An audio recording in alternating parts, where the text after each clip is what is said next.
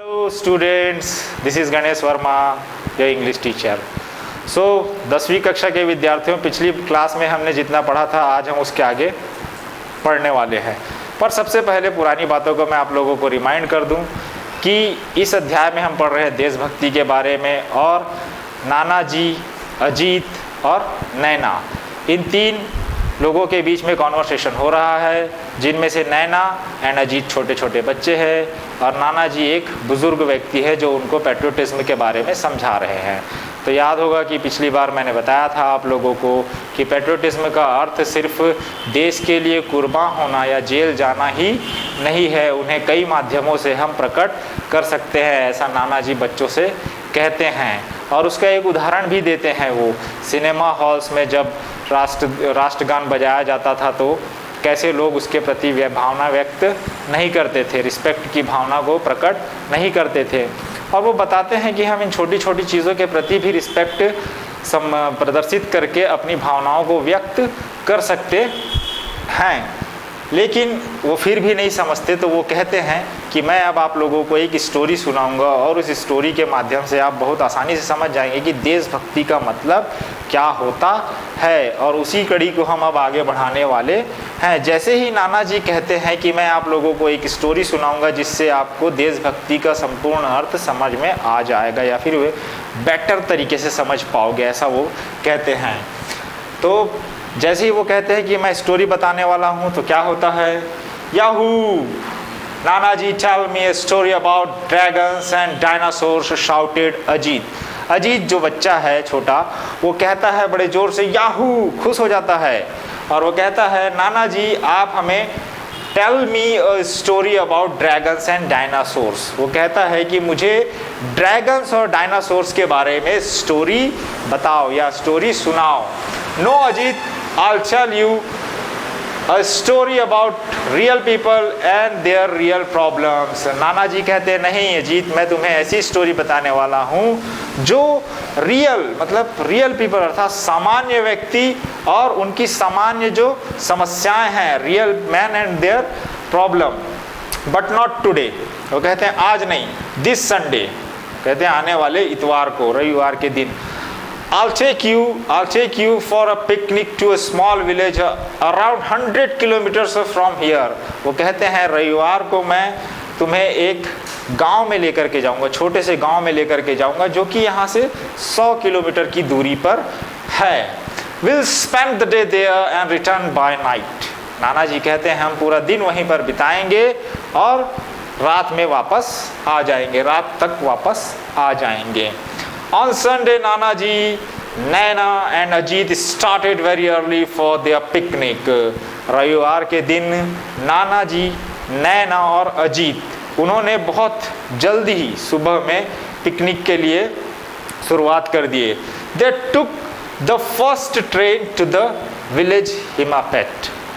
वे सुबह सबसे जल्दी निकलते हैं और फर्स्ट ट्रेन पकड़ते हैं, फर्स्ट ट्रेन में सवार हो जाते हैं, अर्थात वो जाते हैं एक गांव जिसका नाम है हिमापेट।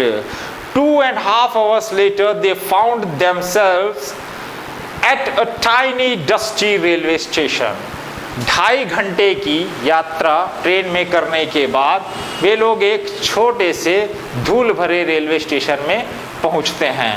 They got down and stepped outside। वे नीचे उतरते हैं और रेलवे स्टेशन से बाहर आ जाते हैं। A large, well-built man wearing a white dhoti and kurta and sporting a huge turban greeted them with folded hands।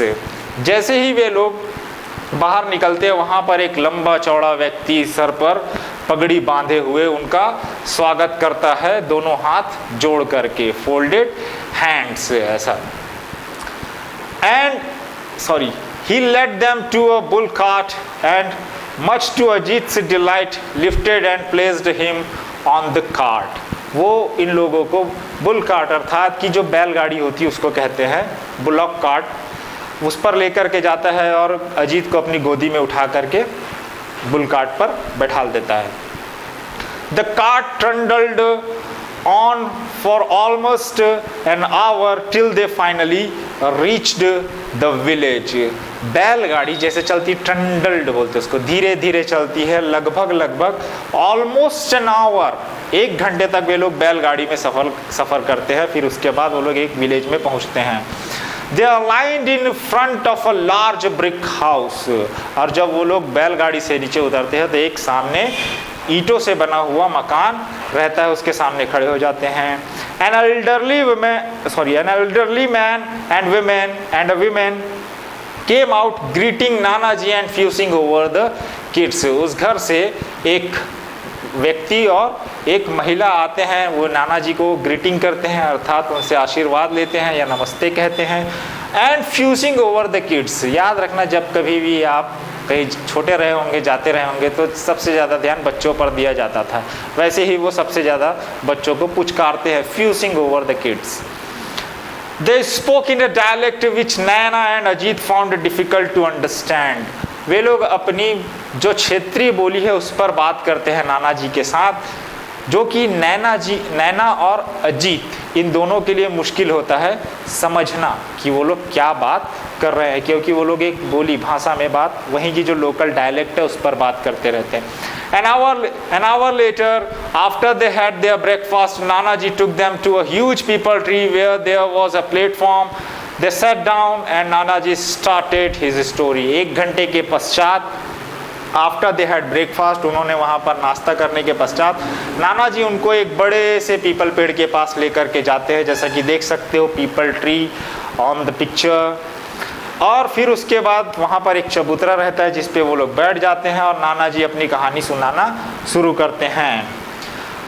Around 10 years ago there was a young man whose name was Akash. Nana ji story बताना शुरू करते हैं और कहते हैं कि 10 वर्ष पहले एक युवक था जिसका नाम था आकाश। He was studying to be a doctor। वो डॉक्टर बनने की पढ़ाई कर रहा था। After he completed his MBBS, he worked hard and won a scholarship to USA। उसने, आकाश नामक युवक ने सबसे पहले MBBS किया इंडिया से। याद रखिएगा इस बात को, MBBS जिसका कि फुल फॉर्म होता है bachelor of medicine and bachelor of surgery. इसको करने के बाद वो बहुत मेहनत किया और उन्हें छात्रवृत्ति मिली, स्कॉलरशिप मिली कि वो अपनी आगे की पढ़ाई USA में जा कर के कर सकें। He got his master's degree and decided to come back। USA अर्थात यूनाइटेड स्टेट्स ऑफ अमेरिका, ये दोनों ही बातों को ध्यान रखिएगा। MBBS bachelor of medicine and bachelor of surgery, ये क्वेश्चन पूछे गए हैं एंड USA का फुल फॉर्म पूछता है, इस बात को समझिए। जब उसने मास्टर डिग्री पूरी कर लिया, then he decided to come back, उसने ये निर्णय लिया कि वो वापस आएगा India. Along with him 10 of his friends had also gone for higher studies to America। जब उसको छात्रवृत्ति मिली, स्कॉलरशिप मिली, उसी समय उसके साथ 10 और जो उसके मित्र थे वो वहाँ पर पढ़ने के लिए गए हुए थे। They all stayed back but Akash returned. उसके बाकी जो दोस्त थे वो अमेरिका में ही सेटल्ड हो गए, स्टेड वहीं पर रहना शुरू कर दिए, stayed back. But Akash return, सिर्फ आकाश वापस आ जाता है। Akash father was not happy with his son's decision. इस बात पर आकाश के पिता संतुष्ट नहीं थे और ना ही उसके इस निर्णय से वे खुश थे। He was very proud that his son had got a foreign degree। उनको बहुत गर्व था कि उनके बेटे ने फॉरेन डिग्री प्राप्त की, मतलब अर्थात विदेश में जाकर पढ़ाई की और डिग्री प्राप्त की। He wanted his son to make America his home। पिताजी चाहते थे कि आकाश वहीं पर अमेरिका में ही सेटल्ड हो जाए और उसे ही अपना घर बना ले। Earn a lot of money and finally invite his parents and sister also to settle down in America। पिताजी चाहते थे कि वो वहाँ पर सेटल हो जाए, अच्छा धन कमाए और फिर उसके बाद अपने पेरेंट्स के साथ साथ अपनी बहनों को भी वहीं पर रहने के लिए बुला ले। But Akash was adamant। लेकिन आकाश ने निर्णय ले चुका था और वो अपने उस निर्णय पर एडमेंट, दृढ़ थे, निश्चित ही उनको पता था कि मुझे क्या करना है। एडमेंट, जिद भी कह सकते हैं। My country has spent thousands of rupees in educating me। और उनके वापस आने के पीछे की कहानी जब वो कहते थे, इस बात को सभी बच्चे ध्यान से समझिएगा, इसका संबंध बहुत ही बड़ा है। क्यों वो वापस आते हैं? वो कहते हैं my country has spend thousands of rupee in educating me. वो कहते हैं मेरे देश ने मुझे शिक्षित बनाने के लिए बहुत पैसा खर्च किया। I have to repay this डेप्ट। वो कहते हैं मैं अब इस कर्ज को चुकाऊंगा। और कैसे चुकाऊंगा? The only way I can do it is by serving the people here.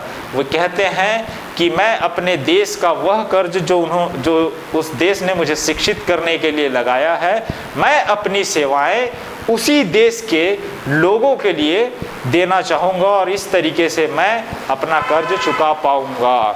And more over India and its villages need good doctors far more than rich countries like America। और इसके बाद वो एक और दलील देते हैं कि भारत के जो गांव हैं, ग्रामीण इलाके हैं, वहाँ पर अच्छे चिकित्सकों की सबसे ज़्यादा आवश्यकता है, ना कि जो बड़े और अमीर देश हैं जैसे कि अमेरिका, वहाँ पर डॉक्टरों की भरमार है।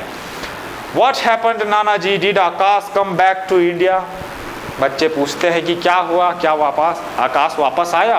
Yes child, he did. कहते हैं हाँ, वो वापस आए। In the beginning he worked in a government hospital in the city. जब वो वापस आए तो उन्होंने प्रारंभ में जो सरकारी अस्पताल है वहाँ पर कार्य किया। A year later an epidemic broke out in the nearby villages। और उसके एक वर्ष के पश्चात वहाँ पर महामारी फैली। You are quite familiar with the word epidemic and pandemic because now we are also struggling with the pandemic coronavirus। तो जैसे कि अभी कोरोना काल चल रहा है, वैसा ही महामारी फैली एक साल पश्चात जब आकाश रिटर्न आ गए। और आप लोगों को तो बहुत आसानी से समझ में आ जाएगा कि महामारी क्या है और वैश्विक महामारी क्या है। पैंडेमिक जो चल रहा है उसको आसानी से समझ सकते हो।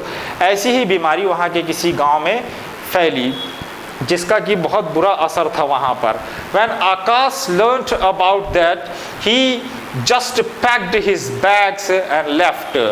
जब आकाश को ये पता चला कि पड़ोस के गांव में कोई महामारी फैली है जिससे वहाँ के लोग बहुत तकलीफ़ में हैं, तो इन्होंने अपना बैग पैक किया और उस गांव में उन लोगों को सेवा देने चले गए जिनको ज़रूरत थी।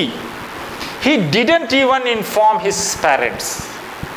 और आकाश जब गए तो उन्होंने अपने माता पिता को भी इस निर्णय के बारे में नहीं बताया कि वे अपनी सेवाएं देने के लिए कहाँ जा रहे हैं, कुछ भी नहीं बताया।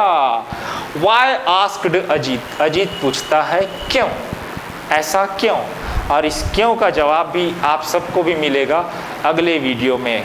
लेकिन जहाँ तक मैंने पढ़ाया हूँ इसको एक बार आप स्वयं से पढ़िए, और यदि आपको कोई भी दिक्कत हो then comment me on the comment in the comment box. Thank you.